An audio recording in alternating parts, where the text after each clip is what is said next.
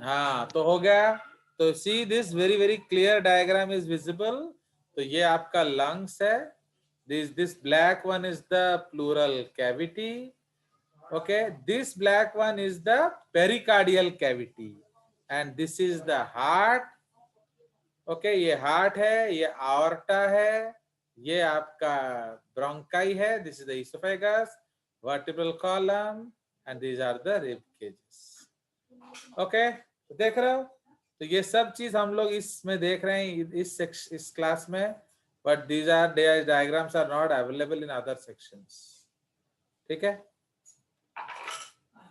तो ये हमने अपर रेस्पिरेटरी ट्रैक्ट देखा। ये एक और डायग्राम देखो।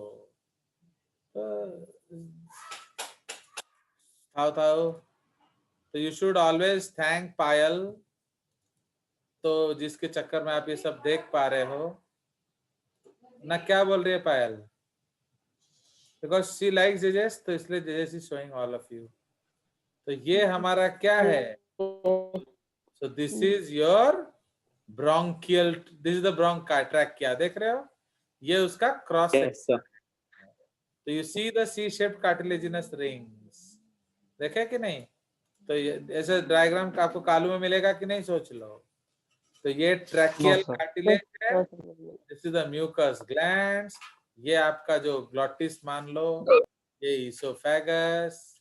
Okay, and this is the respiratory mucosa and so on.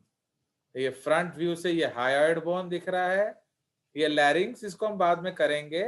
ये है C shaped cartilaginous rings of trachea. ये आपका जो पहला ब्रांच है, तो पहला ब्रांच क्या है? आपका प्राइमरी ब्रोंकाई। फिर ये आपका जो राइट है, तो राइट में हम लोग कौन सा देख रहे हैं? तो के लेफ्ट साइड, एंड ये लेफ्ट में हम लोग राइट साइड देख रहे हैं। सो ये इसका अलग अलग ब्रांचेस हैं। Okay, so this we are seeing. तो ये आपका एक दो ब्रांच हुआ, फिर जाके आगे ये ब्रांच कर रहा है। इसका एक दो तीन ब्रांच है। So these two are primary bronchi. Location देखो ये वाला, this and this are primary bronchi, this is secondary bronchi, this is secondary bronchi and so on. Clear? So ये एक और बढ़िया डायग्राम हम लोग का हो गया। चलिए, तो जितना होता है मैं दिखा देता हूँ आप लोगों को। ये वाला भी मैं आपको लैरिंग्स का एक साइड व्यू दिखा देता हूँ। अभी वो चाहिए नहीं, थोड़ा बाद में हम इसके बारे में पढ़ेंगे। सो this is the laryngeal cartilage, देख रहे हो? सो ये है, सो ये हमारा सैजिटल सेक्शन किस चीज का है? This is the sagittal section of the laryngeal cartilage. देख रहे हो? तो ये लैरिंजियल कार्टिलेज है, एंड इसमें there are 9 cartilages, 9 cartilages, comma 3 paired plus 3 unpaired। देख रहा? तो टोटल 9 हो जाएंगे कार्टिलेजेस।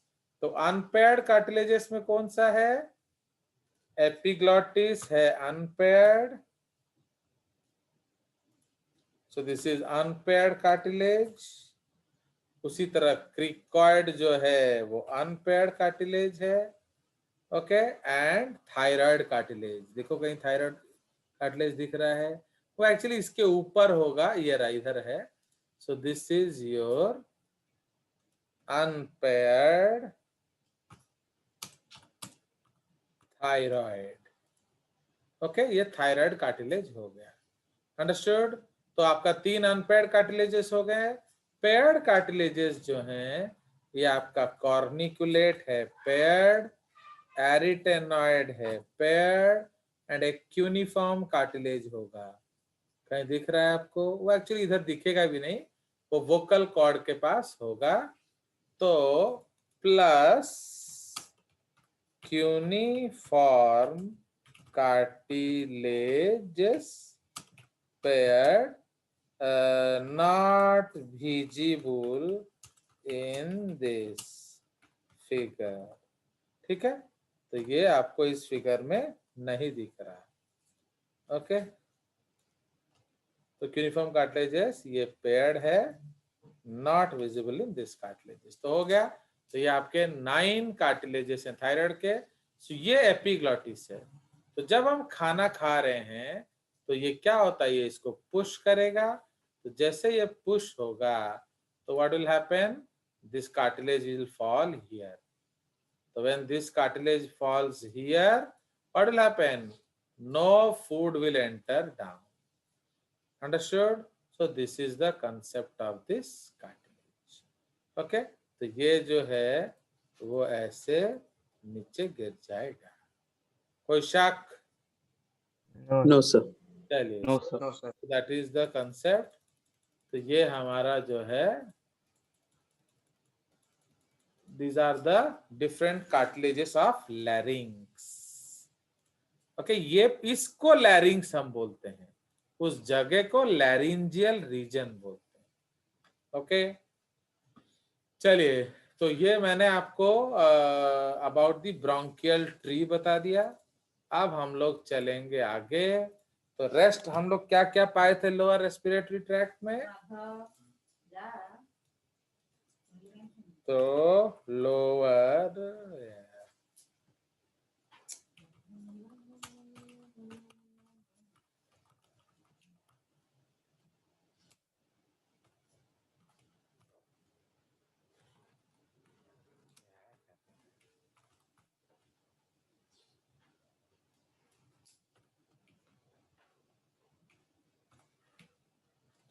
बेटी के समझते ये खाओ, सुड़ सुड़ हुआ नहीं अभी भला।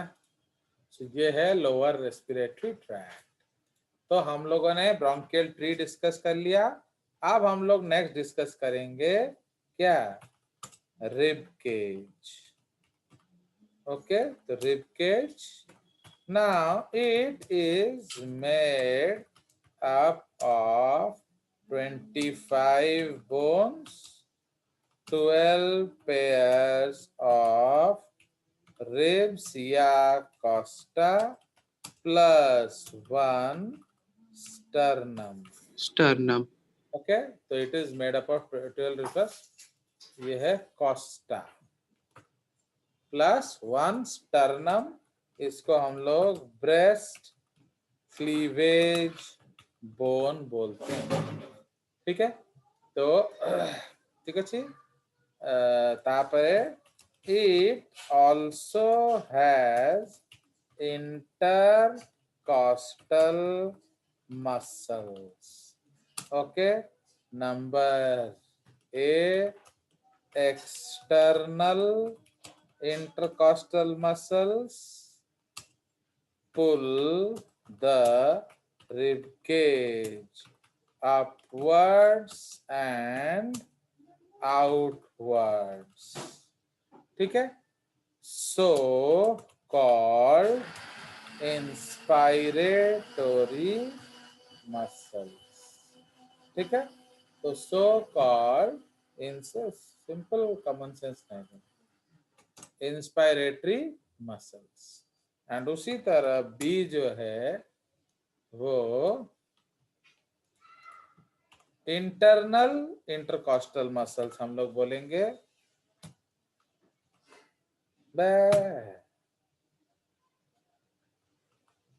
तो internal intercostal muscles, they pull the rib cage downwards and inwards, so called expiratory muscles. Do you understand? तो ये आपका रिब केज का काम है। तो rib cage helps in breathing. ठीक है, so rib cage facilitates breathing process along with protecting the vital organs like lungs and heart.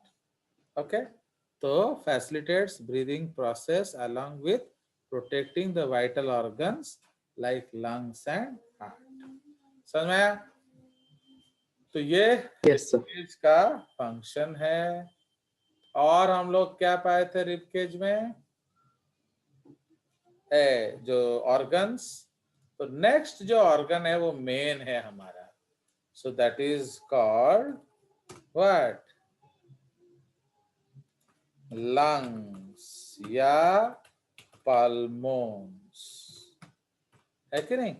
So one pair of lungs housed in the thoracic cavity within the क्या?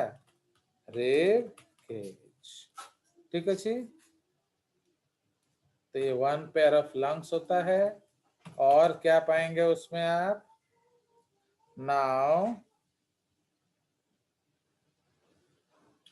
और क्या पाएंगे? हाँ, the right lungs are shorter, okay, are shorter in size due to the irregular position of the liver Liver. and diaphragm। ठीक है जी। तो इसीलिए वो छोटा होता है, but it is larger in volume and has 3 lobes. Left lungs is longer in size but smaller in volume due to the volume occupied by the heart।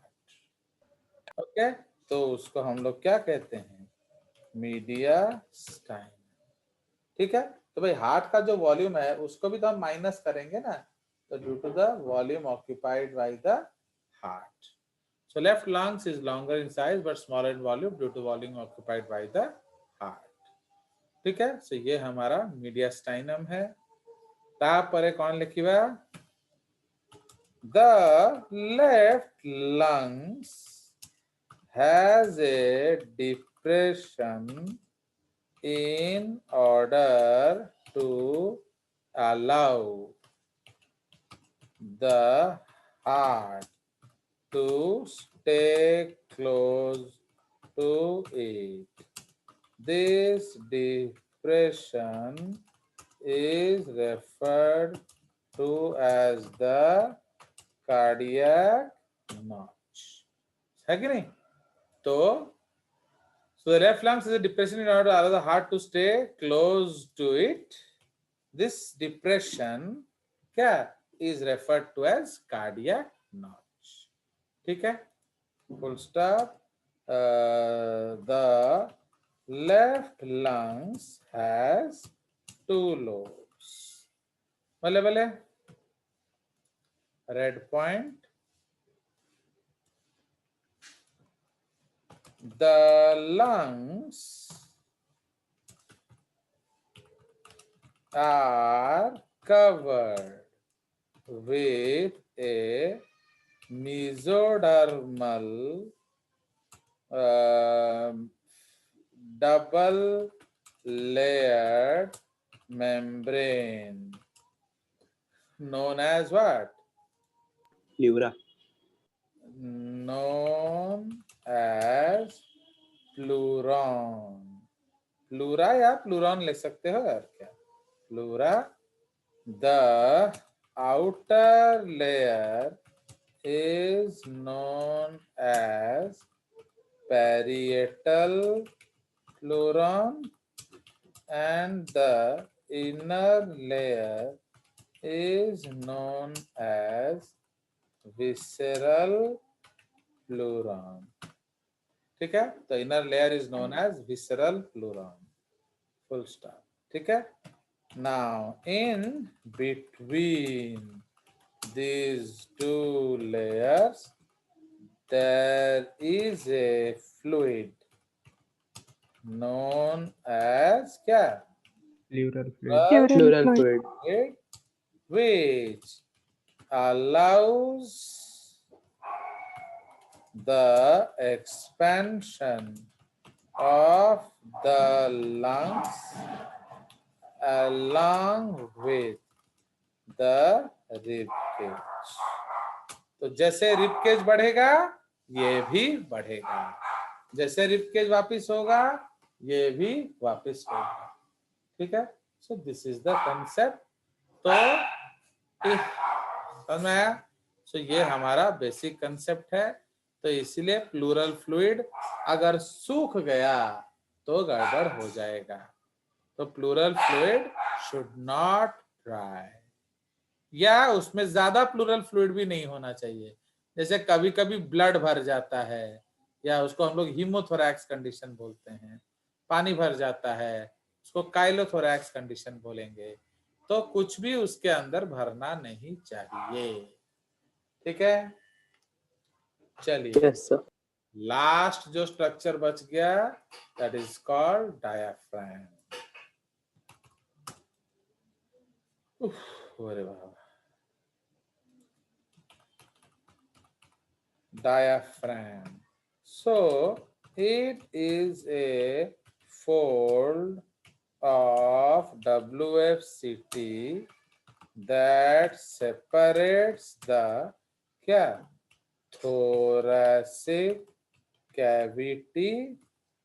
Okay, that separates the thoracic cavity from the abdominal cavity. ठीक है? तो ये आपका thoracic cavity को abdominal cavity से अलग कर देता है. ठीक है? It is also armed with phrenic muscles which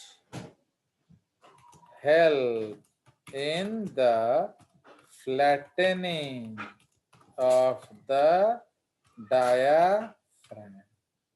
Okay, which help in the flattening of the diaphragm in order to increase the volume of the thoracic cavity. है कि नहीं? So thoracic cavity, hence the